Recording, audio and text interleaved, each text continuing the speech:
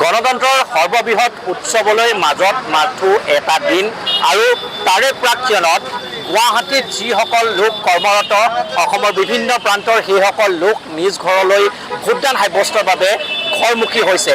এই মুহূৰ্তত মই উপস্থিত আছোঁ গুৱাহাটী মহানগৰীৰ জালুকবাৰীত আৰু জালুকবাৰী অঞ্চলৰ কিছু সামগ্ৰিক পৰিৱেশ দেখুৱাবৰ কাৰণে আপোনালোকক চেষ্টা কৰিছোঁ NKTV প্লাছৰ জৰিয়তে।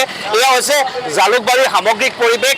ভোটদানৰ বাবে যিসকল লোক দূৰ দূৰণিৰ বিশেষকৈ নামনি অসমৰ যিসকল লোক আছে তেওঁলোক ঘৰলৈ যাবলৈ ইয়াত আহি উপস্থিত হৈছেহি, কিন্তু যি পৰ্যাপ্ত বাহন যি জনসাধাৰণ পাব্লিক ট্ৰান্সপৰ্ট, সেই পাব্লিক ট্ৰান্সপৰ্টৰ অভাৱৰ বাবে তেওঁলোকে যাব পৰা নাই। কিছু দৃশ্য মোৰ ভিডিঅ' জাৰ্নেলিষ্ট মোৰ কেমেৰা সতীৰ্থ আপোনালোকক দেখুৱাইছে।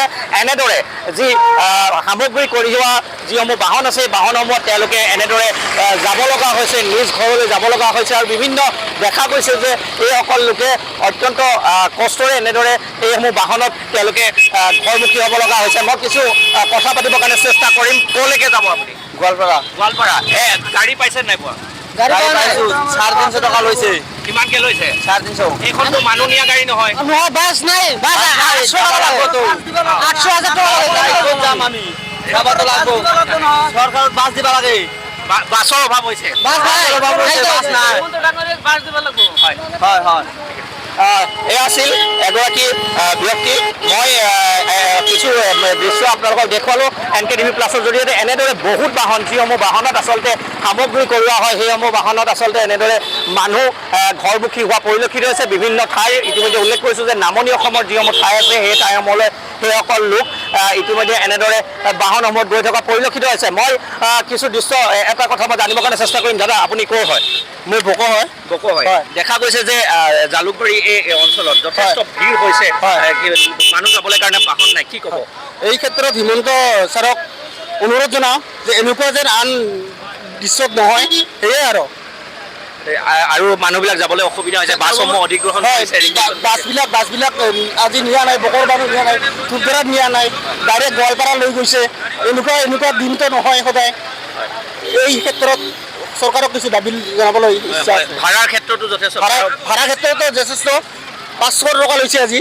হয়, ক'লৈকে? য'ত 80 টকাৰ ভাড়া তাত 500 টকা লৈছে। বকোলৈকে?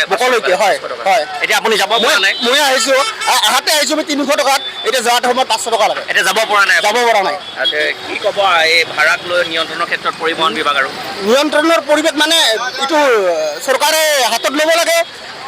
এই হেৰিটো যেন ভালকৈ হেৰি কৰে আৰু পদক্ষেপ লয়, সেয়াই আৰু ক'বলগীয়া। আৰু লগতে জুবিনদাক নিয়াটো অতি সোনকালে জুবিনদাক নিয়াই লাগে।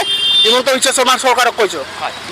হয়, এগৰাকী যি ব্যক্তি যি ঘৰলৈ যাব বিচাৰিছে তেওঁ বকোৰ বাসিন্দা হয়। তেওঁ ইতিমধ্যে উল্লেখ কৰিছে যে বকোৰ যি ভাড়া 80 টকাৰ ভাড়াত এতিয়া 500 টকা হৈছে আৰু যি বাছৰ অভাৱ হৈছে, যাৰ বাবে তেওঁ ঘৰলৈ যাব পৰা নাই। আৰু এনেদৰে মই দৃশ্য আপোনালোকক দেখুৱালোঁ। এয়া হৈছে জালুকবাৰীৰ পৰিৱেশ।